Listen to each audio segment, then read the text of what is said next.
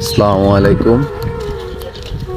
আমি আজকে সকালে রাস্তা দিয়ে হেঁটে যাচ্ছি, তখন মাঠের দিকে আমার চোখ পড়ছে আর দেখতেছি দুইটা ছাগল গোলকিপারের জালের সাথে আটকে আছে।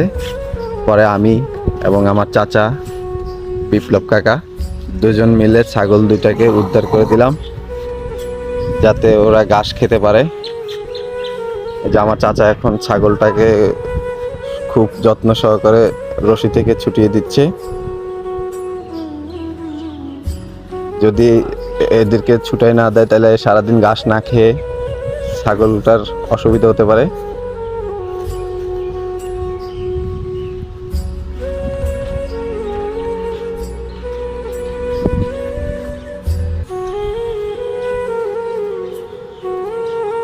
একটি ছাগল এইমাত্র ছুটালো, আরেকটি বাকি আছে,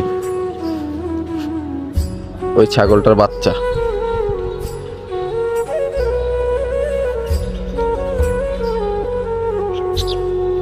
সবাই এরকম মানবিক কাজে এগিয়ে আসুন। আর এটা হচ্ছে মানিকছড়ি স্কুল মাঠ, খাগড়াছড়ি মানিকছড়ি।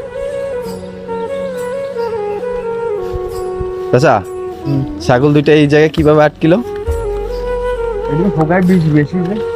খুব বিষ না? ধন্যবাদ আপনাকে ছাগল দুটাকে এভাবে উদ্ধার করার জন্য। ছাগল আর পাগল নাকি সমান? যে ছাগল পালে সে ভালো মানুষ হইলেও পাগল হয়ে যাবে।